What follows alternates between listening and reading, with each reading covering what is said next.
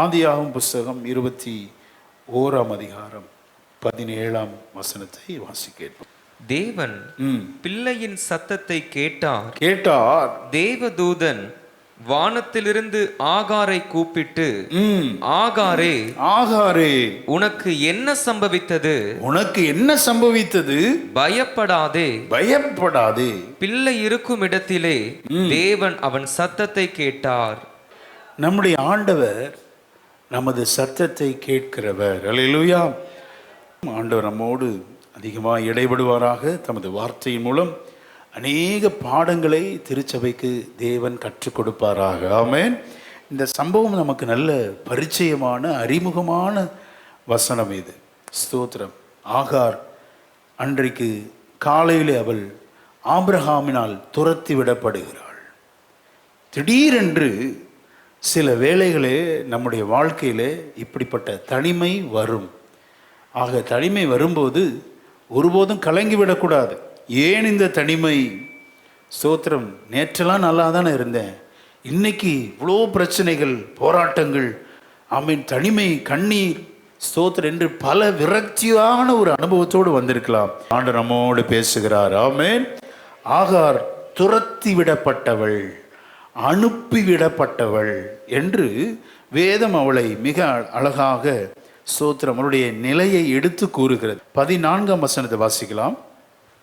Abraham அதிகாலையில் எழுந்து அப்பத்தையும் ஒரு துருத்தி தண்ணீரையும் எடுத்து ஆகாருடைய தோளின் மேல் வைத்து பிள்ளையையும் ஒப்பு கொடுத்து அவளை அனுப்பிவிட்டான்.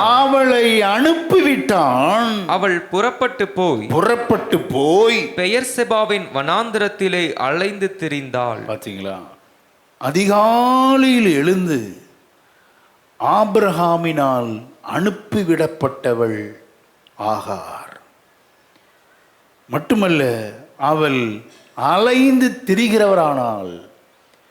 உங்க வாழ்க்கையிலும் சிலரால் நீங்கள் அனுப்பிவிடப்பட்டு தனிமையோடு வந்திருக்கிற தேவ ஜனத்தோடு கர்த்தர் தீவிரமாய் இடைபடுகிறார். அல்லேலூயா. இந்த சத்தத்தை நீங்கள் கேட்கிற ஒவ்வொருடைய வாழ்க்கையிலும் நீங்கள் அனுப்பிவிடப்பட்டவர்களாக இருக்கலாம், திடீரென்று தனிமையாக்கப்பட்டவர்களாக இருக்கலாம், ஸ்தோத்திரம், அலைந்து திரிகிறவர்களாக இருக்கலாம். வாழ்வாதாரத்திற்காக, ஆமீன், எதிர்காலத்தின் நன்மைக்காக நீங்கள் அலைந்து திரிந்து வேலைக்காக முயற்சி எடுக்கிறதெல்லாம் கர்த்தர் பார்த்து கொண்டிருக்கிறார். அல்லேலூயா. ஆகாரின் அனுபவம் அதுதான். இந்த வசனத்தை கேட்கிற உங்களுடைய வாழ்க்கையில் இப்படிப்பட்ட அனுபவத்தோடு நீங்கள் போராடி கொண்டிருக்கலாம். அனுப்பிவிடப்பட்டு தனிமையாக்கப்பட்டு அலைந்து திரிகிறவர்களாக இருக்கிறீர்களா? கர்த்தர் இன்றைக்கு உங்களோடு தீர்க்கமாக இடைபட விரும்புகிறார். ஆமென். இது ஏன் சம்பவித்தது என்று நமக்கு நல்லா தெரியுங்க. கவனிக்கணும். ஆகார் எகிப்திலிருந்து வந்தவள், எகிப்திய அடிமை பெண்.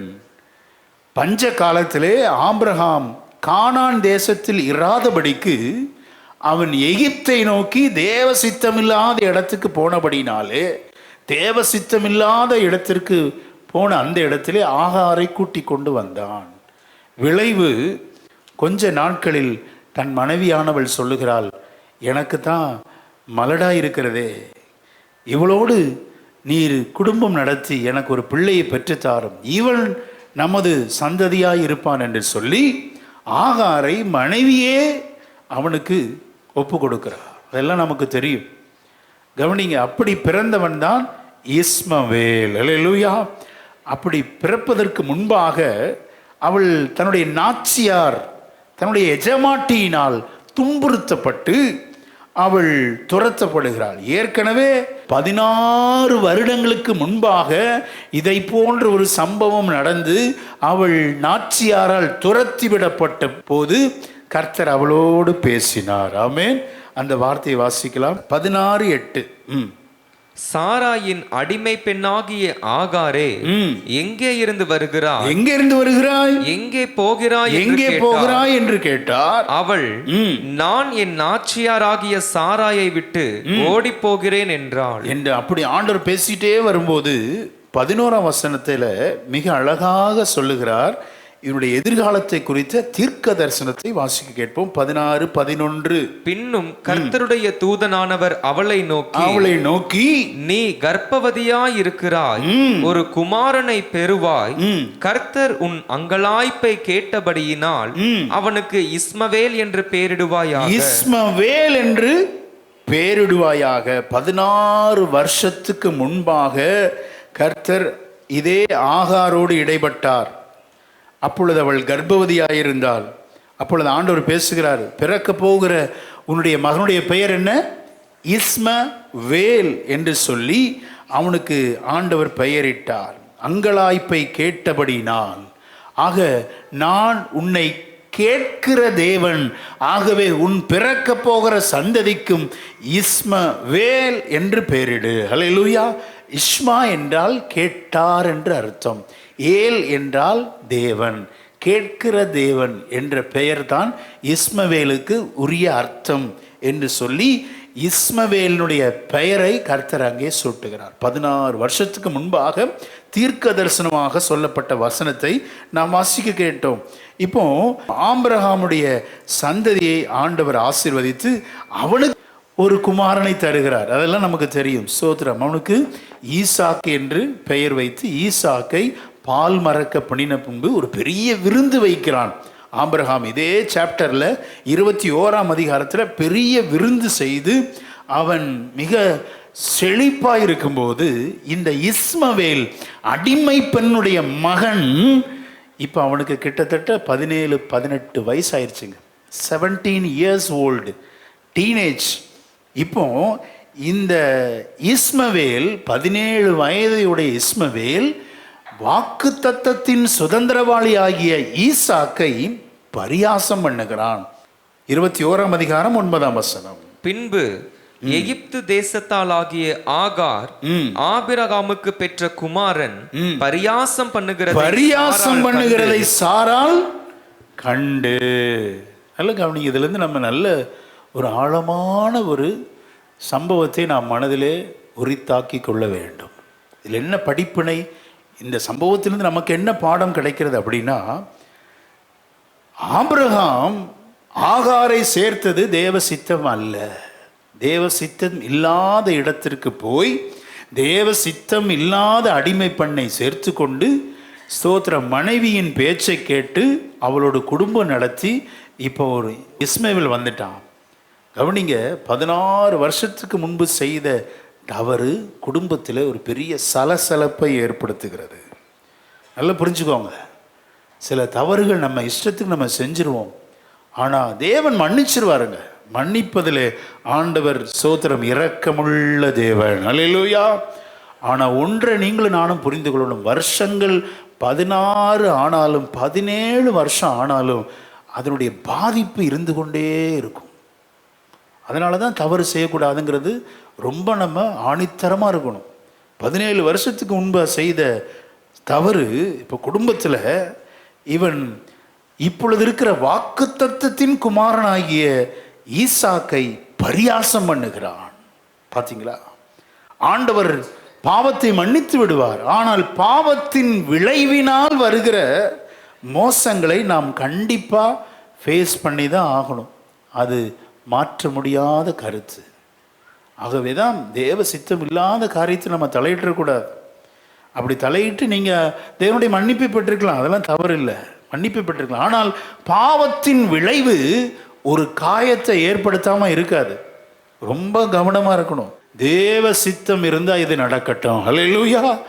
தேவ சித்தம் இல்லாதது எனக்கு ஒன்றும் வேண்டாம். அல்லேலூயா. எவ்வளோ பெரிய ஆசீர்வாதமாக இருக்கட்டும். தேவ சித்தம் இல்லை என்றால் அது நமது வாழ்க்கையை பாதிக்கும். கவனமாக இருக்கணும். இங்கே பரியாசம் பண்ணி இப்பொழுது ஸ்தோத்திர மனைவி சொல்றா, அந்த அடிமை பெண்ணையும் இஸ்மவேலையும் துரத்திவிடும் அப்படிங்கிறா பாரு. இப்போ ஸ்தோத்திரம் ஆபிரகாமுக்கு ரொம்ப சங்கடமாக போச்சு. ஐயோ, என் மனைவி இப்போ சாரால் இப்படி சொல்கிறாளே, என்ன செய்கிறது? அப்போ ஆண்டவர் சொல்கிறாரு, ஏற்கனவே சாரா பேச்சை கேட்குறப்ப என் சித்தம் கேட்டியா? கேட்கலையே. இப்போ மனைவி சொல்கிறத கேளு, வேறு வழியே இல்லை அப்படிங்கிறார். வாசிக்க கேட்போம். 12ஆம் வசனத்தை வாசிக்கலாம். அப்பொழுது தேவன் ஆபிரகாமை நோக்கி, அந்த பிள்ளையையும் உன் அடிமை பெண்ணையும் குறித்து சொல்லப்பட்டது உனக்கு துக்கமா இருக்க வேண்டாம். ஈசாக்கினிடத்தில் உன் சந்ததி விளங்கும். ஆதலால் சாராள் உனக்கு சொல்வதெல்லாவற்றையும் கேள் அப்படிங்கிறார். இப்ப மனைவி என்ன சொல்ற, அதை கேள். குடும்பத்துல சமாதானம் வேணும், குடும்பத்துல சண்டை வந்துடக்கூடாது, போராட்டம் வந்துடக்கூடாது.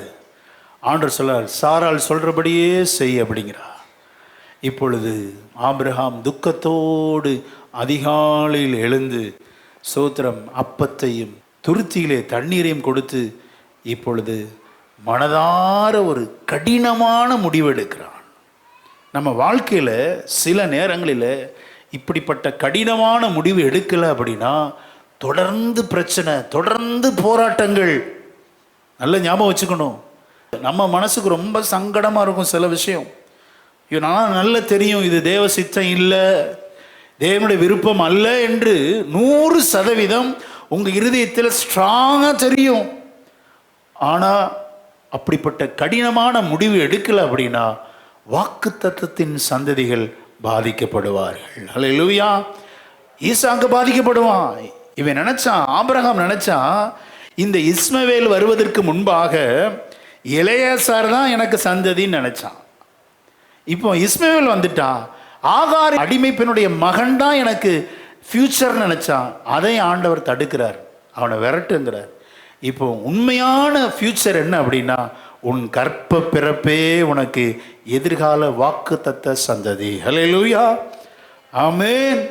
பாருங்க, நம்முடைய நினைவுகள் சில நேரத்தில் எலெயாசாரா இருக்கலாம், சில நேரத்தில் இஸ்மவேலா இருக்கலாம். இதுதான் என்னுடைய ஃபியூச்சர் இல்லை. ஆண்டவர் பார்க்கிறார், உன் ஃபியூச்சர் ஈசாக்கு தான் என்று சொல்லி அவனுடைய கவனத்தை திருப்புகிறார். இப்பொழுது இந்த ஆபிரகாம் கடினமான முடிவை எடுத்தே ஆக வேண்டும் என்ற கட்டாயத்திற்குள் தள்ளப்படுகிறான். இதற்கு அடுத்த 22 அதிகாரத்தில் மீண்டும் ஒரு கடினமான முடிவு எடுக்கணும். விசுவாச ஜீவியத்தில் நல்ல ஞாபகம் வச்சுக்கணும், அது லேசான வாழ்க்கை அல்ல. கடினமான முடிவுகளை அப்பப்போ நம்மளை எடுக்க வைப்பார் ஆண்டு. 22 அதிகாரத்தில் என்ன கடினமான முடிவு? தன்னுடைய தன்னுடைய புத்திரன் பிரியமான நேசகுமாரனை எங்கே வைக்கணும்? பலிபீடத்தில் வைக்கணுங்க. அது எவ்வளோ பெரிய கடினமான முடிவு. விசுவாசத்தின் தகப்பன் இதெல்லாம் ஃபேஸ் பண்ண ஆபிரகாம். நீங்களும் நானும் விசுவாசத்தின் தகப்பனாகிய ஆபிரகாமின் சந்ததிகளாக இருக்கிறோம். நீங்களும் நானும் இப்படிப்பட்ட கடினமான முடிவுகளை எடுத்தால் சோத்திரம், கர்த்தருடைய ஆவி அன்றைக்கு உரைக்கிறார், நீங்கள் மேலானதை காண்பீர்கள். அல்லேலூயா, ஆமென். சோத்திரம். இப்படி கடினமான முடிவுகளை எடுக்க சொல்லுவார். தேவனுக்காக எடுக்கும்போது உங்கள் குடும்பத்தில் சமாதானம் வரும். எதிர்கால சந்ததிகள் கர்த்தர் ஆசீர்வதிக்கிறவராய் மாறுவார். அல்லேலூயா, ஆமென். அவசரப்பட்டு இந்த காரியம் நடக்கல, இது நடக்கல என்று எடுக்கப்படுகிற முடிவுகள் பெரிய தர்ம சங்கடம் ஆயிடுச்சு பாருங்க ஆபிரகாமுக்கு. வேற வழியே இல்லை. இஸ்மவேலை வீட்டை விட்டு துரத்த வேண்டிய கட்டாயத்துக்குள் அவன் திணிக்கப்படுகிறான். சரி, இப்போ நம்ம தியானிக்க போவது ஆகாரையும் அவனுடைய குமாரன்.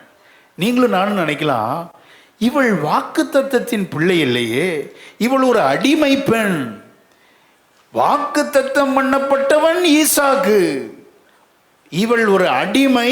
அடிமையுடைய மகனுக்கு கர்த்தர் உதவி செய்வாரா? ஆண்டவர் எல்லாருக்கும் உதவி செய்கிற தேவன். அல்லேலூயா, ஆமென். நம்ம பல வேளையில் நினைப்போம் நமக்கு மட்டும்தான் ஆண்டவர் உதவி செய்வார். அந்த கருத்தை வெளியே எடுத்துடணும். அதை மாற்றுறதுக்கு தான் இன்னைக்கு ஒரு புதிய ஒரு சத்தியத்திலே சபையை நடத்த ஆண்டு விரும்புகிறார். எத்தனை பேர் கேட்க ஆயத்தமாக இருக்கிறோம்? ஆமென். ஆகாரின் அழுகுரலை கேட்டவர் நமது ஜீவியத்தின் அழுகுரலை கர்த்தர் கேட்பார். ஆமென். வாக்குத்தத்தம் பண்ணப்படாதவள் அடிமை பெண், அவளுடைய சத்தத்தை, அவளுடைய மகனுடைய சத்தத்தை கேட்டவர். நீங்களும் நானும் வாக்கு தத்தத்தின் சந்ததிகள். ஆபிரகாமின் சந்ததியை விட பெரிய பாக்கியம் இயேசுவின் இரத்தத்தால் மீட்கப்பட்ட ஜனம். ஹல்லேலூயா. நமது ஜெபத்தை கர்த்தர் கேட்காமல் இருப்பாரோ? நமது விண்ணப்பத்தை கர்த்தர் கேட்காமல் இருப்பாரோ? ஹல்லேலூயா. எனக்காக ஆகாரின் அடிமை பெண் சத்தத்தை கேட்டவர். நமது சத்தத்தை கேட்காமல் இருப்பாரோ? சொல்லுவோம், என் பாரம், ஆமே என் சுமைகள்,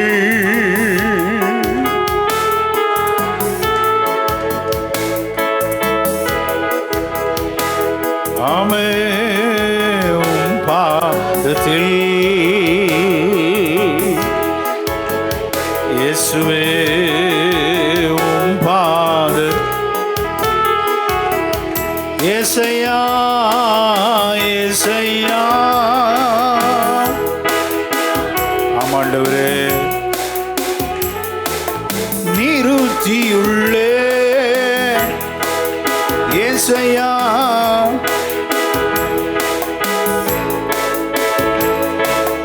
நிறுத்தியுள்ளே நம்மோடு,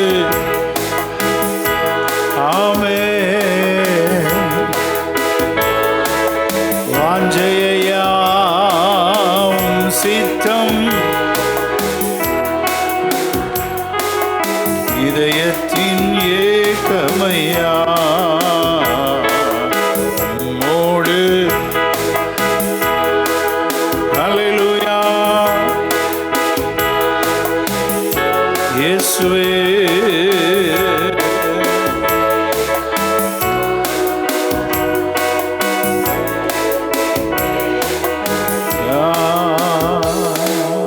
அல்லேலூயா. ஆகார் அலைந்து திரிந்தாள். நல்ல கவனிங்க, நம்ம அலைந்து திரிந்து ஒருபோதும் சாதிக்கவே முடியாது. விசுவாசிக்கிறீங்களா? எவ்வளோ முயற்சி எடுத்தாலும் சரி, அலைந்து திரிந்து சாதிக்காததை அழுகை சாதிக்கும். அல்லேலூயா. தேவ சமூகத்திலே அமர்ந்திருந்து நானே தேவன் என்று அறிந்து கொள்ளுங்கள். அலைந்து திரிந்து சாதிக்காதத உங்க கண்ணீரின் ஜெபம் சாதிக்கும். ஆமென். அலைந்து திரிந்து எல்லாம் செலவழிஞ்சிருச்சுங்க. எத்தனை முயற்சி எடுத்துட்டேன், எவ்வளோ முயற்சி எடுத்து பார்த்துட்டேன், இன்னார் இடத்துல கேட்டு அவங்கள கேட்டு இந்த உதவியை நாடி எல்லாம் தோற்று போய் வந்திருக்கிற தேவ சபையை இன்றைக்கு ஆண்டவனோடு பேசுகிறார். ஆமென். நீ அலைந்து திரிந்ததை கர்த்தர் பார்த்திருக்கிறார். அல்லேலூயா. உன் அலைச்சல்களை கர்த்தர் பார்க்கிறார். ஆமென். உன் கண்ணீரை கர்த்தர் துருத்தியிலே வைத்திருக்கிறார். விசுவாசிக்கிறீங்களா? அல்லேலூயா. அலைந்து திரிந்து எல்லாம் செலவழிந்து போனது ஆகாருடைய வாழ்க்கையில். ஒன்று செய்கிறார், அதுதான் இன்றைக்கு நீங்களும் நானும் செய்யணும். ஆமென். நாம ஆண்டவருக்கு பிடித்தவர்கள், வாக்கு தத்தத்தின் சந்ததிகள். ஒருவேளை நம்மை பகைக்கிறவர்களை கர்த்தர் கைவிட்டுருவாரா? சோத்திரம், அது செய்ய மாட்டார். அங்கதான் ஆண்டுடைய அற்புத குணம் இருக்கிறது. அந்த பிராட் மைண்ட் நமக்கு இருக்கணும். நம்மை பகைக்கிறவர்களை கர்த்தர் பகைப்பாரா? அப்படி கிடையாதுங்க. அந்த ஒரு தப்பான எண்ணம் நமக்குள்ள இருக்கக்கூடாது. உங்களுக்கு பிடிக்கலன்னா உலகத்தில் யாருக்குமே பிடிக்கக்கூடாதா? அப்படியும் கிடையாது. ஸ்தோத்திரம். இங்கே ஆண்டவர் தான் துரத்த சொன்னார், துரத்திட்டான். அப்போ துரத்தப்பட்டவர்களை தேவன் முற்றிலும் கைவிடுவாரா? அப்படின்னா இல்லை. வனாந்தரத்தில் அலைந்து திரிந்து அழுகையோடு இருந்த ஆகாரை கர்த்தர் கைவிடவே இல்லை. ஆமென். ஆணுடைய அந்த அற்புத குணம் நமக்கு புரிந்து கொள்ள வேண்டும். நமக்கும் அந்த சுபாவத்தை வளர்த்தி கொள்ள வேண்டும்.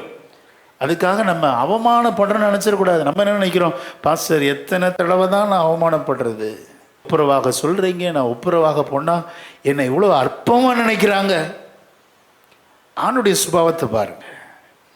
ஆண்டவர் தான் துரத்த சொன்னார், துரத்திட்டாங்க. அலைந்து திரிகிறவர்களை, ஒருபோதும் தேர்ந்தெடுக்கப்படாதவர்களை, வாக்கு தத்தத்திற்கு உட்படாதவர்களை அவர் ஒருபோதும் கைவிடுவதே இல்லை. அல்லேலூயா. ஆமென். அப்படின்னா அந்த சுபாவம் நமக்கு இருக்கணும். நமக்கு பகை, எவ்வளோ பகையை செஞ்சிருப்பாங்க, விரோதங்கள், சோத்திர குறைகள், அவமானப்படுத்தி இருப்பாங்க, பரியாசம் பண்ணியிருப்பாங்க. அவர்களையும் கர்த்தர் நேசிக்கும்படி சபையை அழைக்கிறார். அல்லேலூயா. எத்தனை பேர் ஆயத்தமாக இருக்கிறோம்? ஏசப்பாவுடைய திவ்ய சுபாவம் இதெல்லாம் தியானிக்கிறப்ப நம்ம வளர்ச்சி கொள்ள வேண்டும். கவனிங்க, இப்போ ஆகார் அலைந்து திரிகிறாள். எல்லாம் செலவழிந்து 0 ஆயிடுச்சு. இப்போ 16ஆம் வசனத்தை வாசிக்கலாம். பிள்ளை சாகிறதை நான் பார்க்க மாட்டேன் என்று எதிராக அம்பு பாயும் தூரத்திலே போய் உட்கார்ந்து சத்தமிட்டு அழுதாள். சத்தமிட்டு அழுதாள். ஆமென். அலைந்து திரிந்து சாதிக்காததை அழுது சாதித்தாள். சின்ன பிள்ளைகளை கவனிச்சு பாருங்க. அது ஒன்று நினச்சிருச்சுன்னா வாங்காமல் விட்டுருங்களா? ஸ்தோத்திரம். எவ்வளோ அட்டம் பிடிச்சு குப்புற விழுந்து குட்டிக்காரணம் போட்டு அங்கேயும் இங்கேயும் அப்படி அப்பப்போ கண்ணை திறந்து பார்த்துக்கும். அப்பா வர்றாங்களா, அம்மா வர்றாங்களா, என் அழுகையின் சத்தம் அவருக்கு கேட்கப்படுகிறதா, இதெல்லாம் பார்த்துக்கிட்டே பார்க்கலாம். இன்னும் சத்தம் கூடும், வால்யூம் ரைஸ் ஆகும். அப்பா அம்மானு கடந்து கத்தி கூவி எப்படி காரியத்தை சாதிக்குது பார்த்தீங்களா? உட்கார்ந்த இடத்துல சாதிக்குது. அப்போ நீங்களும் நானும் ஆண்டவருக்கு யாராக இருக்கிறோம்? பிள்ளைகளாக இருக்கிறோம். ஆமென். சோத்திரம். அழுது தேவ சித்தத்தை அறிந்து கூப்பாடு போட்டு உங்கள் சுய சித்தத்தை நிறைவேற்றாதீங்க. தேவ சித்தத்தை அறிந்து அதற்கு ஏற்றபடி நம்ம இருதயத்தை மாற்றி நம்முடைய வாழ்க்கையை நேர்வழியாய் கர்த்தர் நடத்த விரும்புகிறார். அல்லேலூயா. ஆமென். சோத்திரம். உடைய ஆண்டவர் இவளுக்கு பார்த்தீங்கன்னா சோத்திரம் பேர் எப்போ வச்சாரு? நம்ம வாசம் 16ஆம் அதிகாரத்தில் வாசம். அது கிட்டத்தட்ட 16 வருஷம் ஆச்சு. 17ஆம் அதிகாரம் 25ஆம் வசனத்தை வாசிங்க. அவனுடைய குமாரன் இஸ்மவேலின் நுனித்தோளின் மாம்சம் விருத்த சேதனம் பண்ணப்படும் போது அவன் 13 வயதாயிருந்தான். இப்போ இஸ்மவேல் குழந்தை நினைச்சிடக்கூடாது. நிறைய பேர் குழந்தை நினைச்சே தியானிச்சிட்டு இருப்போம். குழந்தை கிடையாது இஸ்மவேல். 17ஆம் அதிகாரத்தில் 13 வயசு ஆயிடுச்சு. 18ஆம் அதிகாரத்தில் 14. அதுக்கப்புறம் பார்த்தீங்கன்னா ஆண்டவர் வாக்கு கொடுக்குறாரு, அடுத்த வருஷம் இந்நேரம் குழந்தை பிறக்கும் அப்படிங்கிறார். அப்போ ஒரு வருஷத்துக்கு அப்புறம் குழந்தை பிறக்குது. 13 + 1 14. இப்போ பால் மறக்க பண்ண 17, கிட்டத்தட்ட 3 வயசு, 17 இயர்ஸ், 17 வயசு. நம்ம இஸ்மவேல்னால் குழந்தை நினச்சிடக்கூடாது. அதுக்காக தான் இந்த வசனத்தெல்லாம் காமிச்சு கொடுக்குறேன். அவருடைய சத்தத்தை தேவன் கேட்பாரா? கட்டாயம் கேட்பார். அல்லேலூயா. இப்போ கீழே விடப்பட்டது 17 வயது சிறுவன். சிறுவனின் ஜெபத்தை கர்த்தர் கேட்பாரா? கேட்பார். 17ஆம் வசனத்தை வாசிக்கலாம். தேவன் பிள்ளையின் சத்தத்தை கேட்டார். போதும். பிள்ளையின் சத்தத்தை கேட்டார். அப்ப பிள்ளை அழுகுது. 17 வயது டீனேஜர்ஸ் அழுது கொண்டு இருக்கிறீங்களா? உங்களுடைய சத்தத்தை கர்த்தர் கேட்க உண்மை உள்ளவராய் இருக்கிறார். ஆமென். இஸ்மவேலின் சத்தத்தை கேட்ட அதே தேவனை நாம் ஆராதிக்கிறோம். சோத்திரம். ஆக 17 வயதுல உங்க பிரச்சனை அப்பா அம்மாவுக்கு தெரியாம இருக்கலாம், அல்லது சோத்திரம் உன்னுடைய உடன்பிறப்பு நண்பர்களுக்கு தெரியாமல் ரகசியமாக கண்ணீர் வடித்து கொண்டிருக்கிற 13 வயது பிள்ளைகளை நோக்கி கர்த்தருடைய வார்த்தை வருகிறது. உங்கள் சத்தத்தையும் எம்பெருமான் இயேசு கேட்க வல்லவராயிருக்கிறார். ஆமென். அல்லேலூயா. அப்போ நீங்கள் நினைக்கலாம், நான் நிறையா சேட்டை பண்ணியிருக்கேன் பாஸ்டர். இங்கேயும் அவன் பரியாசம் பண்ணியிருக்கிறான். வாக்குத்தத்த பிள்ளையை பரியாசம் பண்ணியிருக்கிறான். எவ்வளோ அவமானம், சோத்திரம், வெட்கப்படுத்தியிருக்கிறான். அப்போ அவன் சத்தத்தை கேட்பாரா? ஒரு துன்பம் வந்துட்டா கர்த்தரை நோக்கி கூப்பிடும்போது கூப்பிடுகிற காக்கை குஞ்சுகளுக்கு இறங்குகிறவர் நமது சத்தத்திற்கு செவிகொடாமல் இருப்பாரோ? அல்லேலூயா. தாய் அழுகிறாள், பிள்ளை அழுகிறது. தாயை ஆண்டவர் கவனிக்கிறார், பிள்ளையின் சத்தத்தை கேட்கிறார். அல்லேலூயா. ஆமென். ஏன்னா தாய் ஒரு பேர் வச்சிருக்கா. ஆண்டவருக்கு என்ன பேரு? 16 வருஷத்துக்கு முன்பாக ஒரு பேர் வச்சா. வாசிக்கலாம். 16ஆம் அதிகாரம் 13ஆம் வசனம். வேதத்திலே ஆண்டவருக்கு பெயர் வைத்த ஒரு அற்புத முதல் பெண்மணி அப்படின்னா ஆகார் தான். அவ என்ன பேர் வைக்கிறா? வாசிங்க. அப்பொழுது அவள் என்னை காண்பவரை நானும் இவ்விடத்தில் கண்டேன் அல்லவா என்று சொல்லி தன்னோடே பேசின கர்த்தருக்கு நீர் என்னை காண்கிற தேவன் என்று பெயரிட்டாள். அல்லேலூயா. ஆண்டவர் அழுகையை பார்த்தார், தாயின் அழுகையை பார்த்தார். இஸ்மவேலுடைய பெயர் என்ன? இஸ்மா என்றால் என்ன? கேட்டார். ஏல் என்றால் தேவன், கேட்கிற தேவன். ஆண்டவர் அப்படியே நிறைவேற்றார். பாருங்களேன், வார்த்தையை குறித்த அந்த உண்மை எவ்வளோ சத்தியமா இருக்கிறதுங்க. கர்த்தர் உங்களுக்கு கொடுத்த வாக்கு தத்தத்தை உறுதியாய் நீங்கள் பிடித்து கொள்ளும் போது அதை ஆண்டவர் அப்படியே நிறைவேற்றுவார். ஆமென். இவள் ஆண்டவருக்கு வைத்த பெயர் என்ன? நீர் என்னை காண்கிற தேவன் என்று சொல்லி. அப்போ ஆண்டவர் இந்த ஆகாரின் அழுகையை பார்த்தார். இஸ்மவேலுக்கு பெயர் கேட்கிற தேவன் பிள்ளையின் சத்தத்தை கேட்டார். அல்லேலூயா. இதை தியானிக்கிற நம்முடைய வாழ்க்கையிலும் உங்கள் செயல்களெல்லாம் கர்த்தர் மேலிருந்து எல்லாம் வாட்ச் பண்றார். விசுவாசிக்கிறீங்களா? உங்கள் அலைச்சல்கள், நீங்கள் விடுகிற கண்ணீர்கள், பிரயாசங்கள், உங்கள் பிள்ளையின் அழுகையின் சத்தம், உங்கள் 11 வயது பிள்ளைகளுடைய ஸ்தோத்திரம், டீனேஜர்ஸுடைய சத்தத்தை கர்த்தர் கேட்கிறவராக இருக்கிறார். ஆமென். எத்தனை அருமையான தெய்வத்தை நாம் ஆராதிக்கிறோம். நாம் வாசித்த சங்கீத பகுதியில் அந்த வசனம் மிக அழகாக இருக்கு பாருங்களேன். இப்போ நம்ம தியானித்து கொண்டிருக்க இந்த பகுதியின் ஆமென் 33ஆம் சங்கீதம் 13, 14 வாசிக்கலாம். கர்த்தர் வானத்திலிருந்து நோக்கி பார்த்து எல்லா மனுபுத்திரரையும் காண்கிறார். எல்லா மனுபுத்திரரையும் கர்த்தர், நம்ம நினைச்சிடக்கூடாது என்ன மட்டும்தான் பார்க்கிறாருன்னு சொல்லி. இவர்கள் வாக்குத்தத்தம் பண்ணப்படார் அடிமை பெண், வாக்குத்தத்தத்திற்கு சுதந்திரவாதி அல்ல. ஆனாலும் கர்த்தர் அவர்களை பார்க்கிறார். வாசிங்க. தாம் வாசமாயிருக்கிற ஸ்தானத்திலிருந்து பூமியின் குடிகள் எல்லார் மேலும் கண்ணோக்கமாயிருக்கிறார். அவர்களுடைய இருதயங்களை எல்லாம் அவர் உருவாக்கி அவர்கள் செய்கைகளை எல்லாம் கவனிக்கிறார். ஆமென். வனாந்திரத்திலே அலைந்து திரிந்தது, செலவழிந்தது, ஸ்தோத்திரம், உட்கார்ந்து சத்தமிட்டு அழுவது எல்லாம் பார்க்கிறார். அல்லேலூயா. ஆமென். பிள்ளையின் சத்தத்தை கேட்டார். இப்படிப்பட்ட பிரச்சனைகளோடு போராடி கொண்டு வந்திருக்கிற தேவஜனமே, உங்கள் அழுகையின் சத்தத்தை கர்த்தர் கேட்கிறார். ஆமென். உங்கள் கணவன் கேட்காமல் இருக்கலாம், உங்கள் மனைவி கேட்காமல் இருக்கலாம். நீங்கள் கண்ணீர் விட்டு சத்தமிட்டு அழுவதை, அலைந்து திரிகிறதை, செலவழிந்து போனதை எல்லாம் காமேன் பார்க்கிற தேவனை நாம் ஆராதிக்கிறோம். ஆண்டவர் ஒருபோது நம்மை கைவிட மாட்டார். வாக்கு தத்தம் பண்ணப்படாதவர்களே கவனிப்பார் என்றால், வாக்கு தத்தத்துக்கு உரிய தேவ ஜனத்தை தேவன் எப்படி ஐயா கைவிடுவார்? எப்படி கண்டும் காணாமல் இருப்பாரோ, கேட்டும் கேட்காமல் இருப்பாரோ? கண்டிப்பாக உங்களுடைய ஜெபத்திற்கு பதில் உண்டு. அலைந்து சாதிக்காததை அழுகை சாதிக்கும். ஆமென்.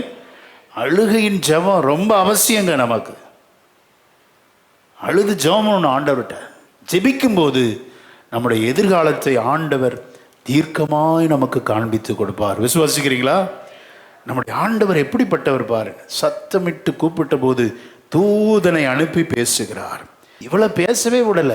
அழுது கொண்டிருக்கும் போது எப்படி பேச முடியும்? முழுவதுமாய் கர்த்தருடைய தூதன் இடைபடுகிறார். அந்த வசனத்தை வாசிக்கலாம். 17ஆம் வசனத்தை வாசிங்க. தேவன் பிள்ளையின் சத்தத்தை கேட்டார். தேவதூதன் வானத்திலிருந்து ஆகாரை கூப்பிட்டு, ஆகாரே, உனக்கு என்ன சம்பவித்தது? என்ன சம்பவித்தது? பயப்படாதே, பயப்படாதே. பிள்ளை இருக்கும் இடத்திலே தேவன் அவன் சத்தத்தை கேட்டார். நீ எழுந்து பிள்ளையை எடுத்து அவனை உன் கையினால் பிடித்து கொண்டு போ, அவனை பெரிய ஜாதியாக்குவேன் என்றார். அல்லேலூயா. இன்றைக்கு உங்க பிள்ளைகளை குறித்து பெரிய பாரத்தோடு வந்திருக்கிற உங்களோடு ஆண்டவர் பேசுகிறார். ஆமென். உங்க பிள்ளைகளை கர்த்தர் பெரிய ஜாதியாய் மாற்றுவார். பயப்படாதே. உங்க பிள்ளைகளை குறித்து இன்றைக்கு நீ கண்ணீரோடு இருக்கலாம். என் பிள்ளை இப்படி இருக்கிறானே என்று சொல்லி, ஓ தாயாரே, தகப்பன்மாரே, உங்களோடு கர்த்தர் தீர்க்கமாய் இடைபடுகிறார். உங்கள் பிள்ளைகளை குறித்த எல்லா பயம் மாறட்டும். கர்த்தர் அவர்களை பெரிய ஜாதியாய் மாற்றுவார். ஓ சோத்திரம். ஆமென். வாக்கு தத்தத்திற்கு உட்படாத இஸ்மவேலையே அப்படி மாற்றினார் என்றால், வாக்கு தத்தத்திற்கு உட்பட்ட உங்களை என்னையும் நம்முடைய பிள்ளைகளை கர்த்தர் கைவிடுவாரோ? அல்லேலூயா. பெரிய ஜாதியாய் மாற்றுவார். விசுவாசிங்க. பிள்ளைகளை குறித்து பாரப்படாதீங்க. நீங்க செய்ய வேண்டிய ஒன்று, உட்கார்ந்து பிள்ளைகளுக்காக கண்ணீரோடு ஜெபம் பண்ணுங்கள். ஆமென். அவர் நம்மை காண்கிறவருங்க. பிள்ளைகளை கைவிட மாட்டார். கையை பிடிச்சு கூட்டிட்டு போ அப்படிங்கிறார். தூக்கிட்டு போன்னு சொல்ல. 17 வயசு நான் தான் சொன்னேன். 17 வயசு பையனை எப்படிங்க தூக்கிட்டு போக முடியும்? இந்த வயது காண்பித்து கொடுத்தது காரணம் என்ன அப்படின்னா, நம்ம தெளிவான புரிதல் நமக்கு இருக்க வேண்டும். 17 வயசு பையனை தண்ணி இல்லாததுனால வறண்டு சாக கிடக்கிறான். கையை பிடித்து கொண்டு அழைத்து கொண்டு போ, பெரிய ஜாதி ஆக்குவேன். ஆமென். பிள்ளைகளை குறித்து பாரத்தோடு வந்திருக்கிற பெற்றோருக்கு ஆண்டவர் பேசுகிறார். உடைய பிள்ளைகளின் எதிர்காலம் கர்த்தருடைய கரத்தில் இருக்கிறது. ஆமென். அலைந்து திரிந்து சாதிக்க முடியாததை அழுது நம்மால சாதிக்க முடியும். விசுவாசிக்கிறீங்களா? அப்போ அழுகையின் ஜெபம் எவ்வளவு முக்கியம் பாருங்க. அவள் அழுத போது கர்த்தர் வழியை காண்பிக்கிறார். ஆமென். ஜெபிக்கும் போது கர்த்தர் நாம் போக வேண்டிய பாதையை கிளியராக காண்பிக்கிறார். அல்லேலூயா. நமது கண்களை திறக்கிறார். நம்ம நினைக்கிறோம் வழியை காண்பியும் ஆண்டவர். வழியை திறக்கலாம் இல்லை, வழியெல்லாம் பக்கத்திலே தான் இருக்கு. நம்ம அருகிலே இருப்பது தான் பெரிய ஒரு சந்தோஷமான செய்தி. அல்லேலூயா. ஆமென். நீங்கள் தேடுகிற எல்லா ஆசீர்வாதங்களும் உங்கள் வீட்டு அருகிலேயே, நீங்கள் வேலை பார்க்கிற இடத்திலேயே, எங்கே தேடிக்கிட்டு இருக்கீங்களோ அங்கேயே இருக்கிறது என்று கர்த்தருடைய ஆவியானவர் உரைக்கிறார். அல்லேலூயா. அதை பார்ப்பதற்கு நமக்கு என்ன வேணும்? திறக்கப்பட்ட கண்கள். கண்கள் அடைக்கப்பட்டிருக்கிறதுனால நம் அருகிலே இருக்கிற ஆசீர்வாதங்களை நம்மால் பார்க்க முடியவில்லை. இவள் அழுத போது கர்த்தர் ஊற்றை, புதிய ஊற்றை திறந்தாரா அல்லது கண்களை திறந்தாரா?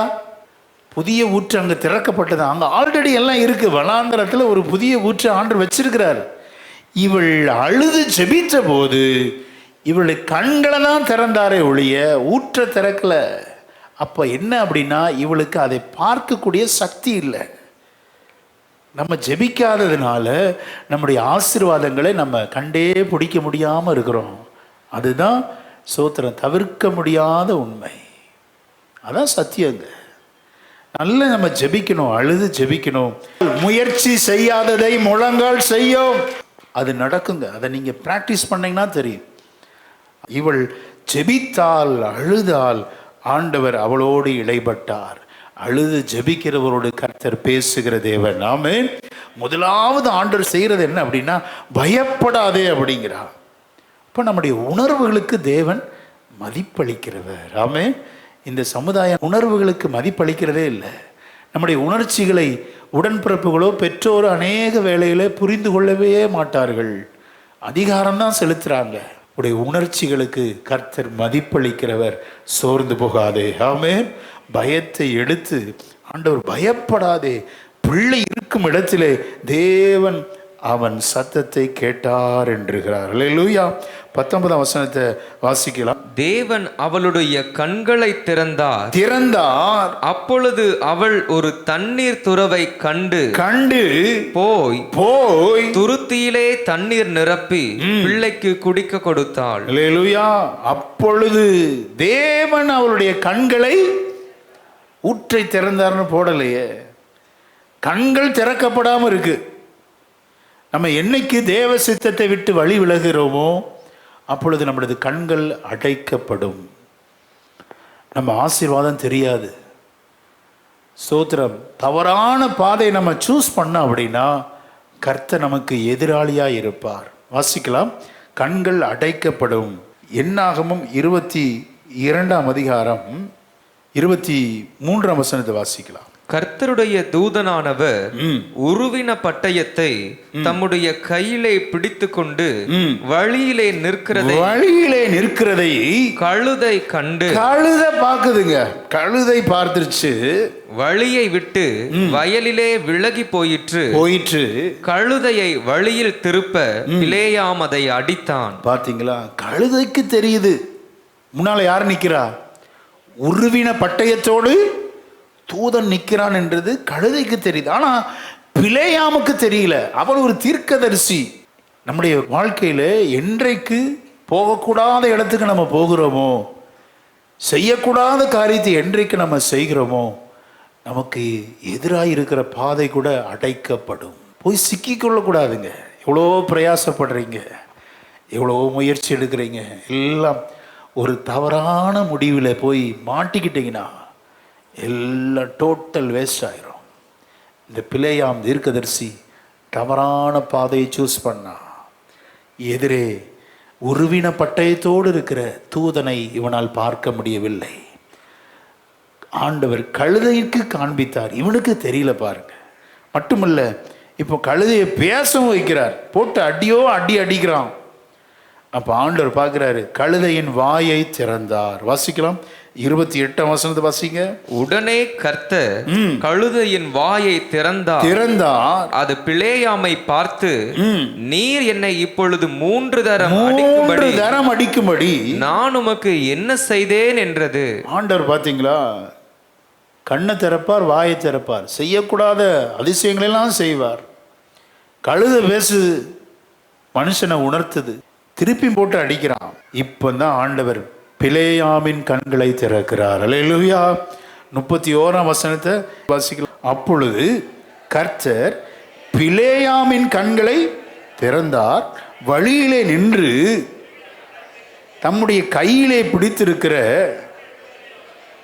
தலை குனிந்து, அல்லேலூயா, இப்ப கண்களை திறந்தவுடன், அப்போ நம்முடைய வழிகள் தேவனுக்கு மாறுபாடாக இருக்கும் என்றால் பல ஆபத்து இருக்கும், நமக்கு தெரியாது. ஆனாலும் துணிந்து நம்ம முயற்சி எடுத்துக்கிட்டே இருப்போம். கழுதையை போட்டு எப்படி அடின்னு அடிச்சு போறையா இல்லையா அப்படிங்கிற பார். ஆக தேவனுக்கு மாறுபாடாக இருக்கும் என்றால் நம்முடைய கண்கள் அடைக்கப்படும். ரொம்ப கவனமா இருக்கணும். ஆண்டவர் ஸ்தோத்திரம் கண்களை திறக்கிறவரும் மூடுகிறவருமாய் இருக்கிறார். விசுவாசிக்கிறீங்களா? நல்ல செபிக்கும் போது நமது கண்களை கர்த்தர் திறக்கிறார். இங்கே ஒரு ஜெபத்தை நம்ம வாசிக்கலாம். 2 ராஜாக்கள் 6ஆம் அதிகாரம் 17ஆம் வசனத்தை வாசிக்கிறோம். அப்பொழுது எலிசா விண்ணப்பம் பண்ணி, கர்த்தாவே இவன் பார்க்கும்படி கண்களை திறந்தருளும் என்றான். உடனே கர்த்தர் அந்த வேலைக்காரன் கண்களை திறந்தார். இதோ எலிசாவை சுற்றிலும் அக்கினிமயமான குதிரைகளாலும் ரதங்களாலும் அந்த மலை நிறைந்திருக்கிறதை அவன் கண்டான். ஹல்லேலூயா. ஆவிக்குரியவங்களுக்கும் ஆவிக்குரியவர்கள் அல்லாதவர்களும் வித்தியாசத்தை பார்த்தீங்களா? எலிசாக்கு பயமே இல்லை. தன இராணுவ வீரர்கள் வந்து இவனை சூழ்ந்திருந்தாலும் பயப்படவே இல்லை. ஆனால் அவனுடைய வேலைக்காரன் பயப்பட்டான். காரணம் என்ன? அவனுடைய கண்கள் திறக்கப்படவில்லை. செபிக்கும் போது கர்த்தர் நமது கண்களை திறந்து அதிசயங்களை காண செய்வார். ஆமென். ஏன் நம்மளால பார்க்க முடியல? ஜெபிக்கல, கண்ணீரோடு ஜெபிக்கல, கருத்தாய் ஜெபிக்கல, ஊக்கமாக ஜெபிக்கல. அதனால தான் நம்மளால அதிசயங்களை பார்க்க முடியல. தேவனுடைய பாதுகாப்பை நம்மால் பார்க்க முடியவில்லை. நம்முடைய வழி மாறுபடும் போது நம்முடைய கண்கள் அடைக்கப்படுகிறது. தேவஜனம் ஸ்தோத்திரம் கர்த்தருடைய வார்த்தைக்கு கவனமாக இருக்கணும். அல்லேலூயா. இப்போ திருப்பியும் ஜெபிக்கிறான். எப்படி ஜெபிக்கிறான்? ஆண்டவரே இவர்கள் கண்களை அடைத்து போடும் அப்படிங்கிறான். எதிரிகளுடைய கண்களை குருட்டாட்டம் பண்ணும்படி செய்யும். 18ஆம் வசனத்தை வாசிக்க. அவர்கள் அவனிடத்தில் வருகையில் எலிசா கர்த்தரை நோக்கி விண்ணப்பம் பண்ணி, இந்த ஜனங்களுக்கு கண் மயக்கம் உண்டாகும்படி செய்யும் என்றான். எலிசாவுடைய வார்த்தையின்படியே அவர்களுக்கு கண் மயக்கம் உண்டாகும்படி செய்தான். பார்த்தீங்களா? நம்ம எவ்வளவு அழகா ஜெபத்தில் எவ்வளோ வகைகள் இருக்கிறது. நம்முடைய கண்களை திறக்கும்படி நாம் ஜெபிக்கிறோம். எதிரிகளுடைய கண்களை அடைக்கும்படி ஜெபிக்கலாம். அவ்வளோ வகை இருக்கு ஜெபத்தில். அப்போ ஜெபத்தை நம்ம முக்கியத்துவப்படுத்த, அப்படி ஜெபிக்கும்போது நம்முடைய கண்கள் திறக்கப்பட்டு நம்முடைய ஆசீர்வாதங்களை எளிதாய் நாம் சுதந்திரிக்க முடியும். அல்லேலூயா. ஆமென். ஸ்தோத்திரம். நம்முடைய ஆண்டவர் எப்படிப்பட்டவர்? நமது கண்ணீரை பார்க்கிறார். ஆமென். நமது சத்தத்தை கேட்கிறார், அங்கலாய்ப்பை கேட்கிறார். அதை நம்ம ஏற்கனவே வாசம் ஆதியாகமம் 16:11. ஆண்டவர் இந்த ஆகார் என்ற அடிமை பெண்ணின் அங்கலாய்ப்பை கேட்கிறார். நம்முடைய தேவன் எப்படிப்பட்டவர் எல்லாம் சொல்லி நம்முடைய தேவன் கேட்கிறவர். வாசிக்கலாம், யாத்திராகமம் 3:7. அப்பொழுது கர்த்தர், எகிப்தில் இருக்கிற என் ஜனத்தின் உபத்திரவத்தை நான் பார்த்து ஆலோட்டிகளின் நிமித்தம் அவர்கள் இடுகிற கூக்குரலை கேட்டு அவர்கள் படுகிற வேதனைகளையும் அறிந்திருக்கிறேன். அல்லேலூயா. நம்ம உபத்திரவத்தை கர்த்தர் பார்க்கிறாருங்க. நம்முடைய கூக்குரலை கர்த்தர் கேட்கிறார். அல்லேலூயா. நாம் படுகிற எல்லா வேதனைகளையும் கர்த்தர் அறிந்திருக்கிறார். ஆமென். எத்தனை அருமையான தேவனை நம்ம ஆராதிக்கிறோம். அல்லேலூயா. நம்ம அலைந்து திரிந்து நம்முடைய கரத்தில் உள்ளதெல்லாம் செலவழிந்து போகும்போது பாரப்படாதீங்க. நமக்கு ஒரு நல்ல செய்தி, அவர் வேற எங்கும் இல்லை, நம்முடைய ஆசீர்வாதங்கள் எல்லாம் பக்கத்திலே வைத்திருக்கிறார் என்பது பெரிய ஒரு ஆறுதலான செய்தி. கூப்பிடுகிற காக்கை குஞ்சுகளுக்கு இரக்கம் செய்கிறவர். ஆமென். வேதம் சொல்லுதுங்க. ஒரு காக்கை குஞ்சு சத்தத்தை யாராவது நம்ம கேட்போமா? கூப்பிடுகிற காக்கை குஞ்சின் சத்தத்தை கேட்டு தாய் காக்காவுக்கு அந்த இரையை கொடுத்து அது ஏற்ற நேரத்தில் கூண்டில் வந்து அதுக்கு ஊட்டியுட வைக்கிறது யாரு? பரமபிதா. அல்லேலூயா. அவைகளையே அப்படி போஷிப்பேன் என்றால் நம்மை போஷியாமல் இருப்பாரோ? நம்மை உடுத்துவியாமல் இருப்பாரோ? அல்லேலூயா. கட்டாயம் உங்களுக்கு வேண்டியது எல்லாம் அதின் காலத்தில் நேர்த்தியாய் செய்கிற தேவனை ஆராதிக்கிறோம். நம்மையில் கரிசனையாய் இருக்கிற தேவனை ஆராதிக்கிறோம். அல்லேலூயா. ஆக ஆண்டவரை நோக்கி நம்ம கூப்பிடணும், சத்தமிட்டு கூப்பிடணும், அழுது ஜெபிக்கணும், முழங்கார் படியிட்டு ஜெபிக்கணும். அலைந்து திரிகிறதை நிறுத்தி விடுங்க. இன்னைக்கு ஆண்டவர் சொல்றார் தீர்க்கமா, சும்மா அலைஞ்சிட்டே இருக்காத. உன் பிள்ளைகளுக்காக எடுக்கிற முயற்சி நல்லதுதான். அதை விட சிறந்தது தேவனுடைய பாதத்தில் அமர்ந்திரு. அல்லேலூயா. பொறுத்திரு, காத்திரு. நேரம் வரும், அப்பொழுது எல்லாம் கர்த்தரே செய்தார் என்று புறஜாதிகள் சொல்லுவாங்க. விசுவாசிக்கிறீங்களா? கண்ணீரோடு விதைக்கிறவர்கள் கம்பீரமாய் அறுப்பார்கள். அள்ளி தூவும் விதையை சுமக்கிறவன் அழுது கொண்டு போகிறான். ஆனாலும் அறுத்த அரிகளை சுமந்து வரும்போதோ கம்பீரமாய் நடந்து வருகிற நாட்களை கர்த்தர் நமக்கு வைத்திருக்கிறார். அல்லேலூயா. ஆமாம், விதை விதைக்கிறப்ப கஷ்டம்தாங்க. ஆனால் அதை இழக்கிறோன்னு நினச்சிடக்கூடாது. விதை விதைக்கிறவன் எப்போவும் என்ன செய்யணும்? அதை இழக்கிறோன்னு நினச்சிடக்கூடாது. ஒரு முதலீடு, இன்வெஸ்ட்மெண்ட். ஜெபம், காணிக்கை, தாளந்துகளை தேவனுக்காக செலவழிப்பதெல்லாம் ஒரு முதலீடு. ஆமென். ஜெபிக்காம அற்புதம் நடக்காது. அல்லேலூயா. கொடுக்காமல் அற்புதம் நடக்காது. ஸ்தோத்திரம். தேவனுக்கென்று நேரத்தை செலவழிக்காமல் அற்புதம் நடக்காது என்பதை புரிந்து கொள். தேவ சபையே, அலைந்து திரிவதை நிறுத்திவிட்டு தேவ பாதத்தில் அமர்ந்து சத்தமிட்டு அழும்போது நமது சத்தத்தை கேட்கிறவர், அங்கலாய்ப்பை கேட்கிறவர், கூக்குரலை கேட்கிறவர். ஆமென். ஸ்தோத்திரம். யாத்ராம் 22-23 வாசிங்க. ஆண்டவர் வேற எதை கேட்கிறாராம் பாருங்க. அவர்களை எவ்வளவாகிலும் ஒடுக்கும் போது அவர்கள் என்னை நோக்கி முறையிட்டால் அவர்கள் முறையிடுதலை நான் நிச்சயமாய் கேட்டு. முறையிடுதலை கர்த்தர் கேட்கிறவர். யாருடைய முறையிடுதல்? விதவையின் முறையிடுதல். விதவைக்கு எந்த துரோகம் பண்ணிடக்கூடாது. திக்கற்ற பிள்ளைகள், ஆதரவற்ற பிள்ளைகளுக்கு சபை ஒருபோதும் துரோகம் பண்ணிடக்கூடாது. அவங்கள அற்பமாக நினைச்சிடக்கூடாது. அவர்கள் கண்ணீரோடு முறையிட்டு ஜெபிப்பார் என்றால் அந்த ஜெபத்தை கர்த்தர் கேட்பார். ஆமென். 21 வாசிக்கலாம். அந்நியனை சிறுமைப்படுத்தாமலும் ஒடுக்காமலும் இருப்பீர்களாக, நீங்களும் அந்நியராக இருந்தீர்களே, விதவையையும் ஒடுக்காமல் இருப்பீர்களாக. அவர்களை எவ்வளவாயிலும் ஒடுக்கும் போது அவர்கள் என்னை நோக்கி முறையிட்டால் அவர்கள் முறையிடுதலை நான் நிச்சயமாய் கேட்டு. ஆமென். பார்த்தீங்களா? ஆண்டவர் யாரை கேட்கிறார் அப்படின்னா விதவையின் முறையிடுதலை கேட்கிறார். அல்லேலூயா. ஆண்டவர் விதவையின் துரத்தப்பட்டவருடைய அங்கலாய்ப்பை கேட்கிறார், கூக்குரலை கேட்கிறார், ஸ்தோத்திரம், முறையிடுதலை கேட்கிறார், ஒடுங்கி போனவர்களின் பிரார்த்தனையை கவனிக்கிறார். வாசிக்கலாம். 2 ராஜாக்கள் 13:4 வாசிங்க. யோவாகாஸ் கர்த்தருடைய சமூகத்தை நோக்கி பிரார்த்தித்தான்.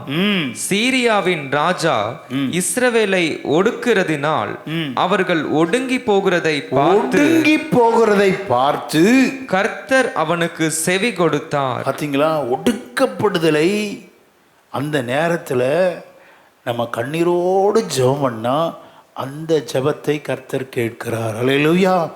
யாரையும் டார்ச்சர் பண்ணிடாதீங்க, ஒடுக்கிறாதீங்க. ஸ்தோத்திரம். கர்த்தர் அதெல்லாம் கேட்குறாருங்க. நீங்கள் ஒருவேளை ஒடுக்கப்படலாம். நீங்கள் ஒன்று செய்யணும். என்ன செய்யணும் அப்படின்னா கர்த்தரை நோக்கி அபயப்பட வேண்டும். அல்லேலூயா. அதை ஆண்டவர் செவி கொடுப்பார். அந்த ஜெபத்துக்கு ஊக்கமாக இறங்குவார். ஆமீன். வாக்குத்தத்தம் பண்ணப்படாத அடிமை பெண்ணையும் அவருடைய மகனுடைய சத்தத்தை கேட்பது ஆமீன் அவருக்கு ஆகும் என்றால், அவருடைய சாயலில் படைக்கப்பட்ட இயேசுவின் இரத்தத்தால் கழுவப்பட்ட நீங்களும் நானும் ஒடுக்கப்படும் போது, தேவனை நோக்கி கூப்பிடும் போது, கர்த்தர் நமது சத்தத்திற்கு கர்த்தர் செவி கொடுப்பாராக. அல்லேலூயா, ஆமென், ஸ்தோத்திரம். ஆண்டவர் கவனிக்கிறவர், நமது சத்தத்தை கேட்கிறவர். சோர்ந்து போகாதீங்க. ஸ்தோத்திரம். இந்த நாளில் ஆண்டவர் நம்மோடு பேசி கொண்டிருக்கிறார்.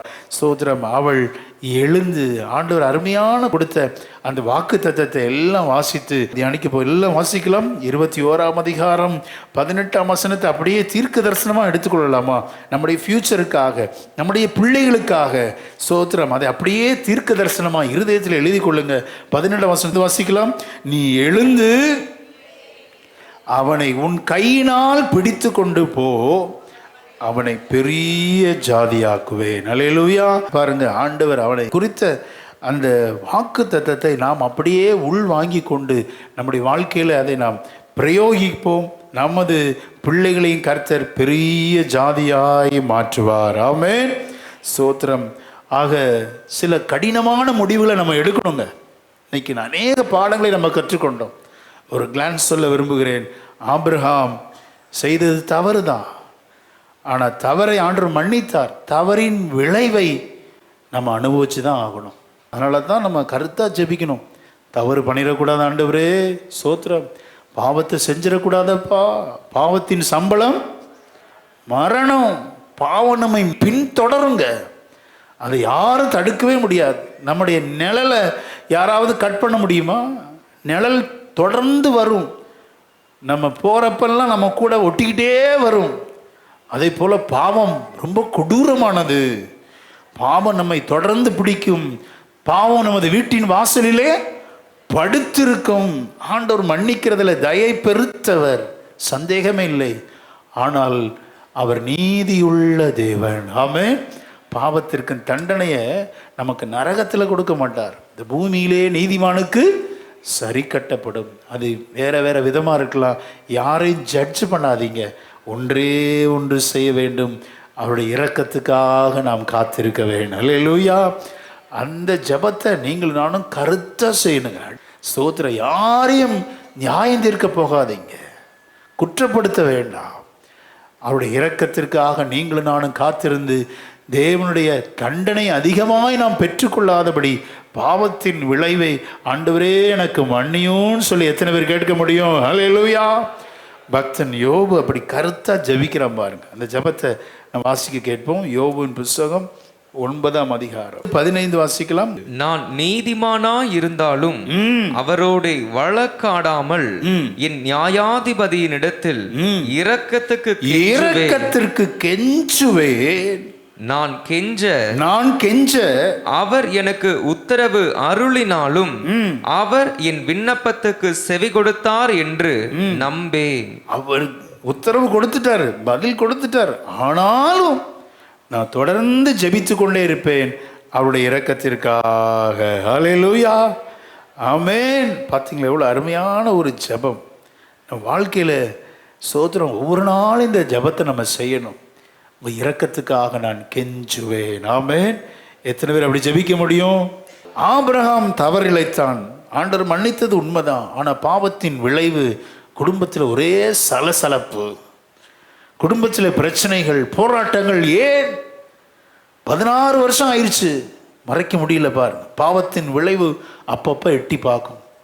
இந்த ஸ்தோத்திர ஜெப நாளில் ஆமென் நம்ம கருத்தாக ஜெபிக்கணும். ஆண்டவரே என் பாவங்களை மன்னி ஆண்டவரே, ஸ்தோத்திரம். ஹல்லேலூயா. சில கடினமான முடிவுகளை நீங்களும் நானும் கட்டாயம் எடுத்தே ஆக வேண்டும். பாவத்தின் விளைவு நம்மோடு போராடும் போது அதுக்கு தயவு தாட்சண்யம் காட்டவே கூடாது. இவன் துரத்தி விடுகிறான், அனுப்பி விடுகிறான்.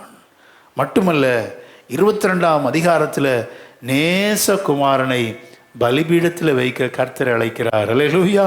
நம்ம 22ஆம் அதிகாரத்தில் ஆண்டவர் கொடுத்த அவனுடைய கட்டளை பாருங்க, மிக கடினமான கட்டளையே. அதை ஆபிரகாம் அப்படியே கீழ்ப்படிந்தான். 22:2 வாசிக்கலாம். அப்பொழுது அவர் உன் புத்திரனும் உன் ஏகசுதன் உன் நேசகுமாரனுமாகிய ஈசாக்கை நீ இப்பொழுது அழைத்து கொண்டு மோரியா தேசத்துக்கு போய் அங்கே நான் உனக்கு குறிக்கும் மலைகள் ஒன்றின் மேல் அவனை தகன பலியாக பலியிடு. எப்படிப்பட்ட கடினமான கட்டளை பாருங்க. நீங்களும் நான் அந்த இடத்துல இருந்தா ஒத்துக்குவோமா? எனக்கு இத்தனை வருஷம் கழிச்சு கொடுத்தாரு, இப்போ இந்த பிள்ளைய போய் தகன பலியா கேட்கிறாரு. கடினமான முடிவுகளை எடுக்கும்போது தான் நீங்களும் நானும் உண்மையான விசுவாசிகளாகவே மாறுகிறோம். ஆமென். இப்போ வாசிங்க, ஆண்டவர் சொல்றாரு பாருங்க, இவன் அப்படியே பலியா அர்ப்பணிச்சுட்டான். அப்போ ஆண்டவர் வாயிலிருந்து வருகிற அந்த வார்த்தையை கவனிக்கணும். என்னைக்கு நம்ம 100% கீழ்ப்படுகிறோமோ அன்னைக்கு தான் உண்மையான விசுவாசியை நாம் மாறுகிறோம். வாசிக்கலாம், ஆதியாகமம் 22:12 வாசிக்கலாம். அப்பொழுது அவர் பிள்ளையாண்டான் மேல் உன் கையை போடாதே, அவனுக்கு ஒன்றும் செய்யாதே. நீ அவனை உன் புத்திரன் என்றும் உன் ஏக சுதன் என்றும் பாராமல் எனக்காக ஒப்பு கொடுத்தபடியினால் நீ தேவனுக்கு பயப்படுகிறவன் என்று இப்பொழுது அறிந்திருக்கிறேன் என்றார். எப்பொழுது அறிந்திருக்கிறேன்? ஒப்பு கொடுத்த பொழுதுதான் அறிந்திருக்கிறேன் நீ தேவனுக்கு பயப்படுகிறவன். அல்லேலூயா. நம்ம சரண்டர் என்னைக்கு ஆகிறோமோ, முழுவதுமாய் என்றைக்கு தேவ சமூகத்தில் ஏதோ அடியேன் ஆண்டவரே, நான் அல்ல ஆண்டவரே, இந்த உலகத்தில் நான் ஒன்றும் கொண்டு வந்ததில்லை, ஒன்றும் கொண்டு போவதில்லை, என்னிடத்தில் உள்ளதெல்லாம் உம்முடையது என்று என்றைக்கு பலிபீடத்தில் அர்ப்பணிக்கிறோமோ அன்றைக்கு தான் நீங்கள் நானும் ஆண்டவரால் அறியப்படுவோம், கர்த்தருக்கு பயப்படுகிறவன் என்று. அப்ப இதுவரைக்கும் தெரியலையா? இதுவரைக்கும் விசுவாசியே இல்லை. என்றைக்கு ஆண்டவருக்காக நாம் எல்லாவற்றையும் இழக்க, என்னைக்கு இவர் பலிபீடத்தில் ஏக சுதன் நேசபுத்திரன் நேசகுமாரன் தூக்கி பலிபீடத்தில் வைக்கிற அன்னைக்கு தான் நான் அறிந்து கொள்கிறேன், இவன் நீ எனக்கு பயப்படுகிறவன் என்பதை இப்பொழுது அறிந்திருக்கிறேன். அல்லேலூயா, அல்லேலூயா. அது எது அப்படின்னா கீழ்ப்படிதலை பார்க்குறாரு. அதுக்காக எல்லாத்தையும் நம்மளிருந்து பிடிங்கிற மாட்டார் ஆண்டவர். அப்படி செய்கிற தேவன் அல்ல. கொடுக்குறீங்களான்னு பார்ப்பார், அவ்வளோதான்.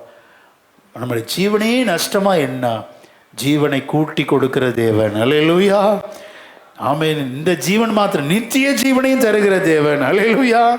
பார்த்தீங்களா, நம்ம ஒன்று கொடுக்க நம்ம தீர்மானிச்சுட்டா அதை பல மடங்கு பெருக்க செய்கிற தேவனை நாம் ஆராதிக்கிறோம். ஆமென். இப்போ இந்த சம்பவத்திலிருந்து என்ன தியானித்தோம்? 2 கடினமான முடிவுகளை ஆபிரகாம் ஏறெடுத்தான். அதன் விளைவு ஸ்தோத்திரம், அவன் விசுவாசத்தின் தகப்பன் எண்ணப்பட்டான். அல்லேலூயா. மட்டுமல்ல, நம்ம இருதயத்தில் ஒரு காரியத்தை நம்ம மறந்துடவே கூடாது.